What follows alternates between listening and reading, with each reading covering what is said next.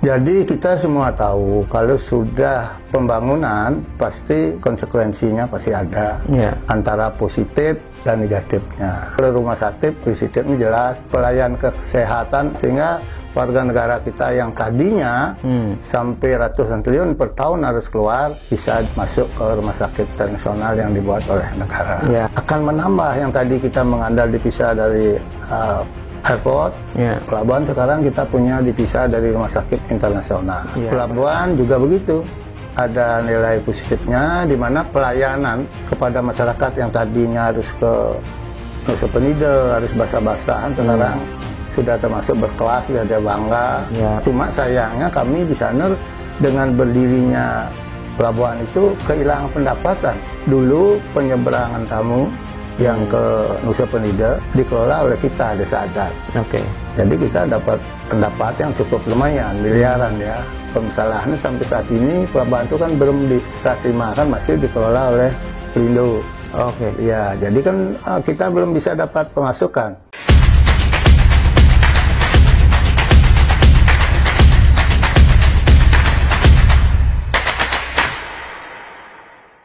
Kembali lagi di podcast Hanura Bali Official. Kali ini kita akan ngobrol-ngobrol santai, berbincang persoalan pembangunan di Denpasar bersama salah satu anggota DPRD Kota Denpasar dari Partai Hanura, Ide Bagus Kiane. Om Swastiastu, Tu Haji. Om Swastiastu ya. Terima kasih sudah hadir di studio Hanura Bali Official.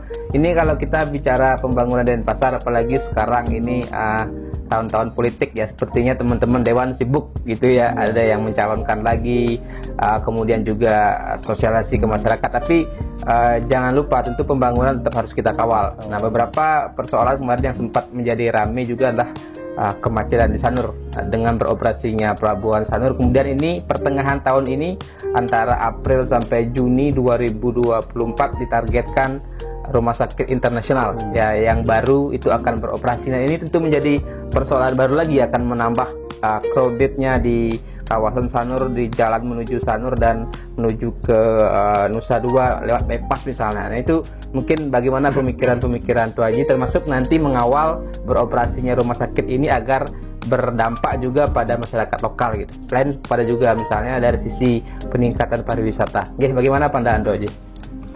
Terima kasih. Ini pertanyaan bagus. Kebetulan Tu Haji juga orang Sanur ya.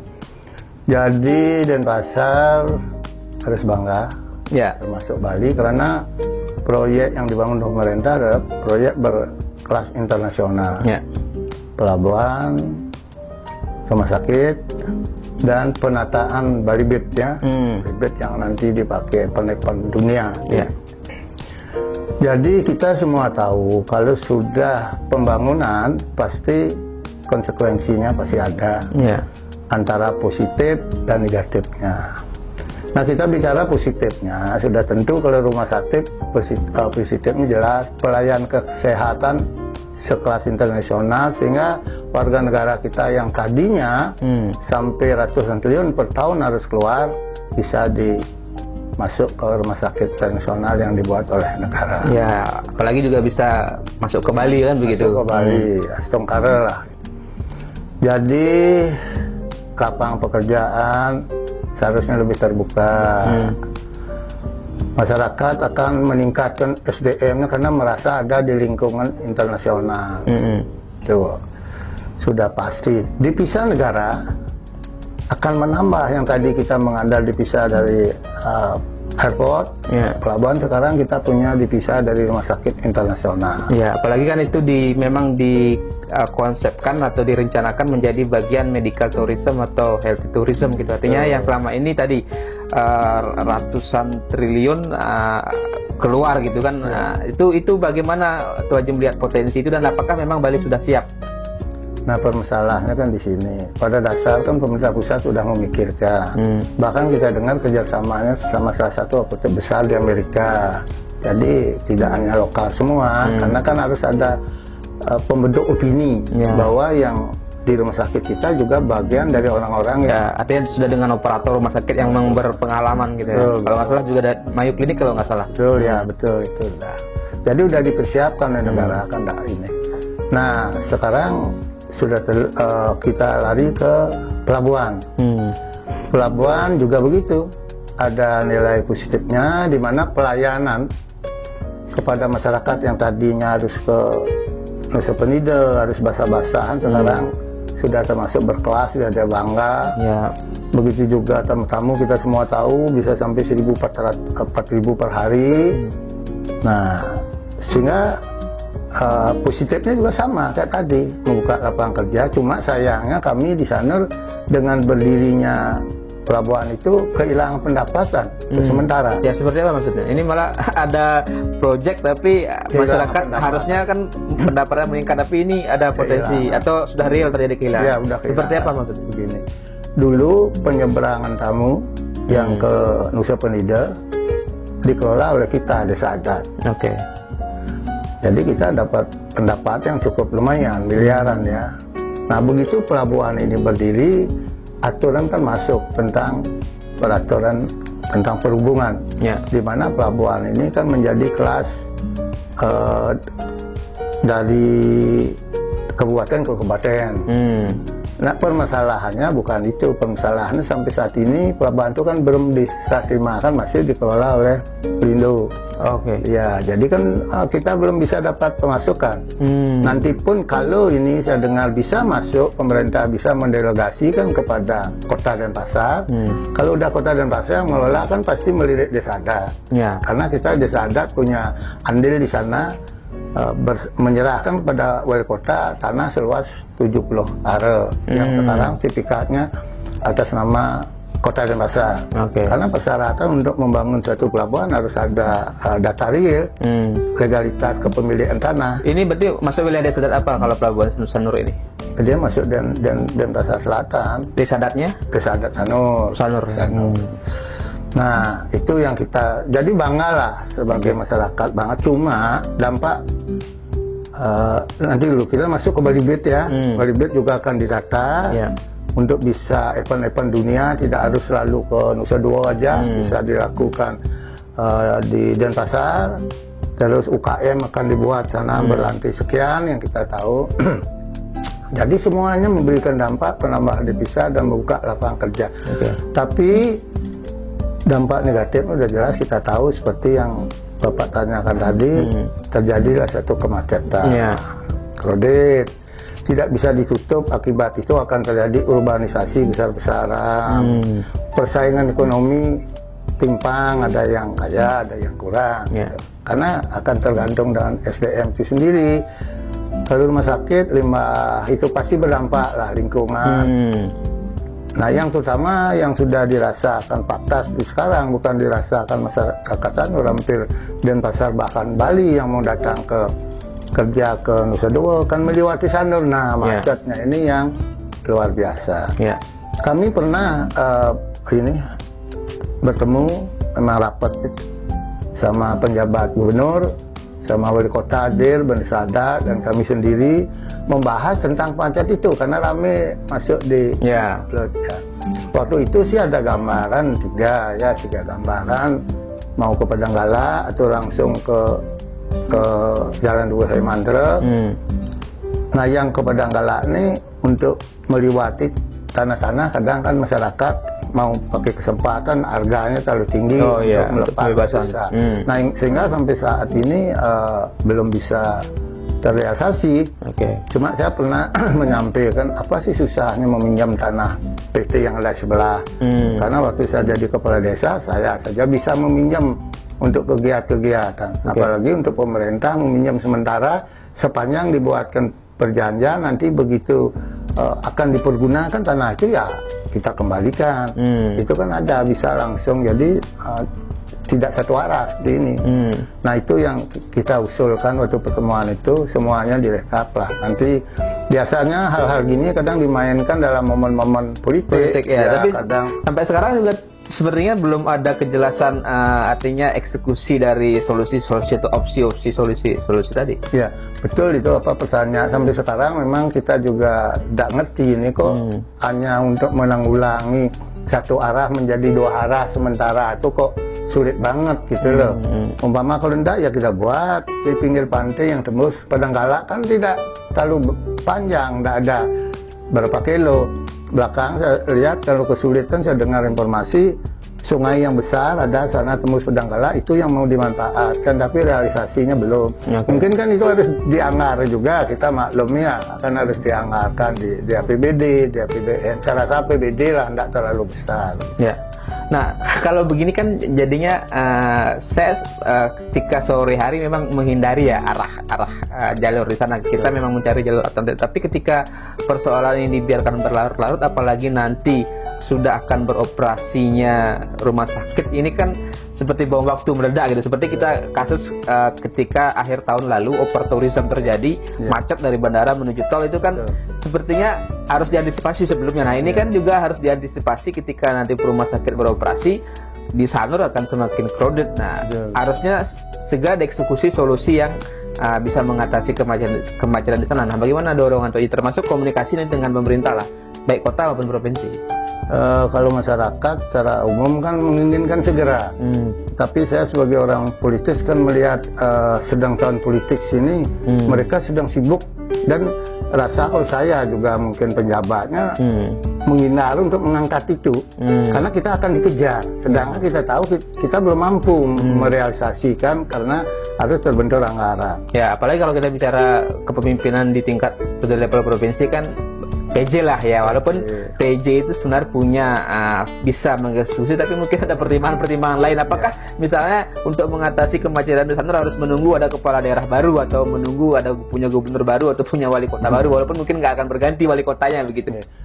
Tapi kita harus akui beliau-beliau itu udah kesekian kali itu rapat untuk memikirkan kemacetan itu. Kan beliau juga nggak mau cedera ya, sebagai penjabat kan ingin menunjukkan mungkin ini ada kinerja lah. Kinerja ini mungkin berkaitan dengan anggaran dan kepentingan politik di dalamnya yang masih ini. Biasanya orang kan kadang memainkan begitu kelihatan ruang realisasinya bisa banyak udah masuk.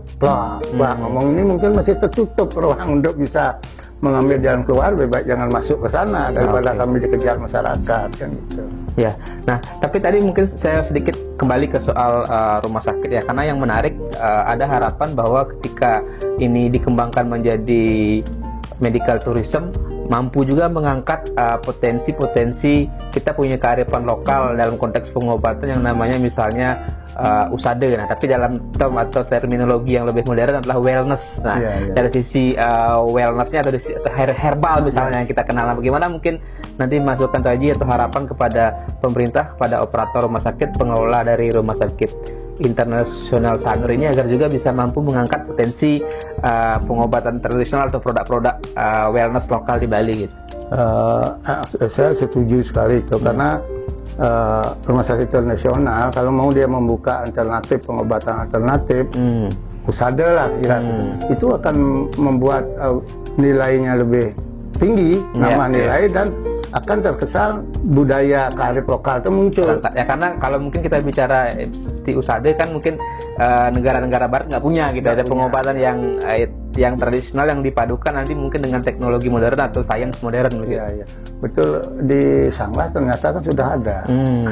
Dan kami kebetul senang juga di dunia itu karena kami kan bagian dari pelatihan pernapasan yang kaitannya dengan tenaga prana ya sama anak-anak kita tertarik, bila perlu kita ikut ada di dalamnya untuk mendorong pengobatan selain yang modern juga pengobatan alternatif yang tidak kalah yang biasa disebut tenaga pranaya, pengobatan prana, karena manusia memang memiliki kekuatan itu pada dasarnya. Dan sebenarnya kan juga memang bisa dikemas menjadi bagian dari atraksi, bagian dari daya tarik atau medical tourism tadi untuk wisatawan. Betul.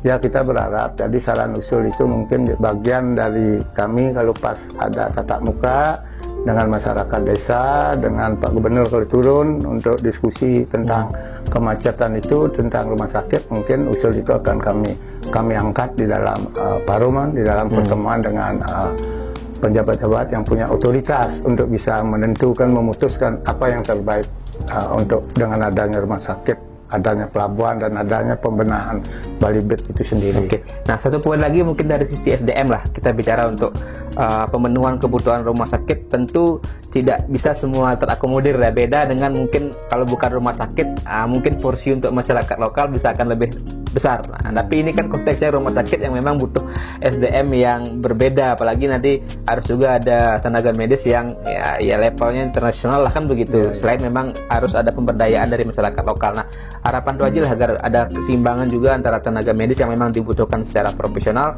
dengan juga bagaimana mengakomodir kepentingan masyarakat lokal atau warga lokal juga dapat imbas positif dari keberadaan rumah sakit ini.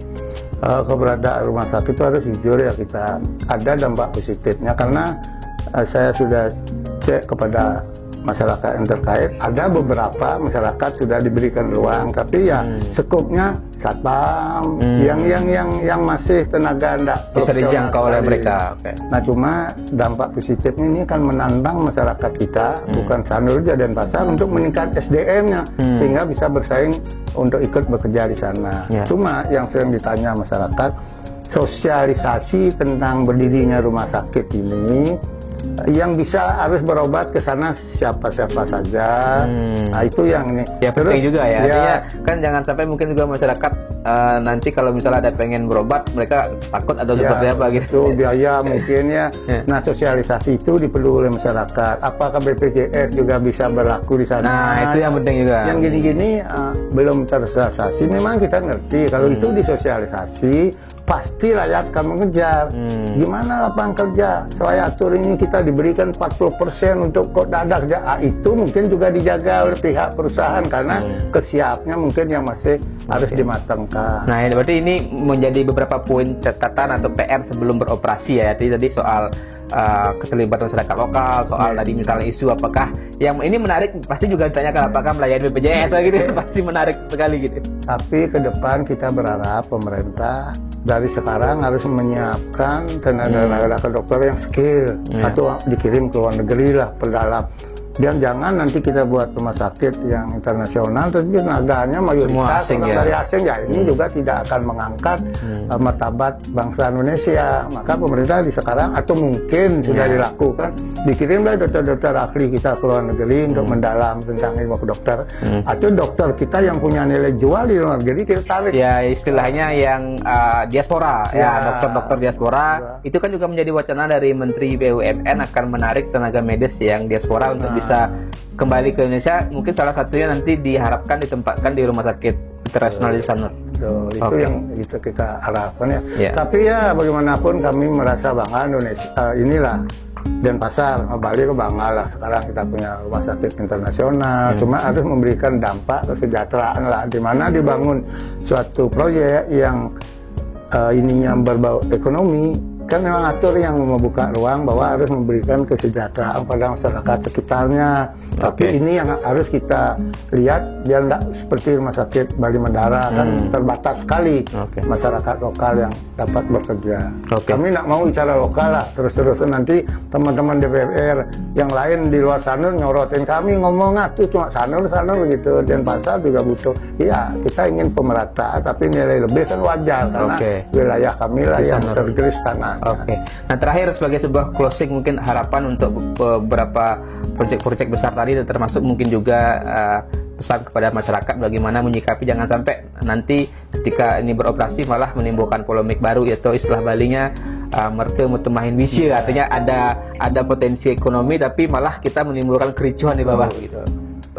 Pesan terakhir atau harapan Doi seperti apa? Jadi harapan kita pihak yang punya otoritas untuk menentukan jalannya rumah sakit, pelabuhan, hotel, jauh-jauhnya sudah memikirkan ruang untuk masyarakat, diberikan ruang untuk dapat bekerja. Seharusnya sih saya dari dulu mengusulkan mengapa tidak terbuka, lalu sudah diberitahu sehingga diperdalam ilmu-ilmu yang diperlukan untuk dipekerjakan, tapi itu tidak pernah dilakukan. Jadi harapan kita masyarakat juga jangan cepat-cepat nanti emosi lalu unjuk rasa, karena kita ada di dunia pariwisata, kita baru bisa hidup pada situasi aman, damai, tenang.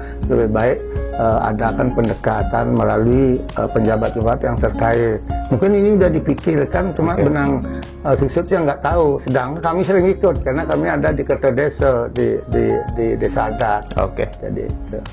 Jadi itu pesannya cukup menarik juga yang disampaikan. Jadi pada intinya apapun pembangunan itu harus berdampak kepada masyarakat lokal, dan tentu juga masyarakat lokal tidak bisa besar kepala juga. Nah, mereka harus mengukur diri, meningkatkan kualitas diri, dan juga menjaga kondusivitas di mana sebuah proyek berjalan sehingga memang bisa memberikan kesejahteraan untuk semua dan dampak positif untuk semua.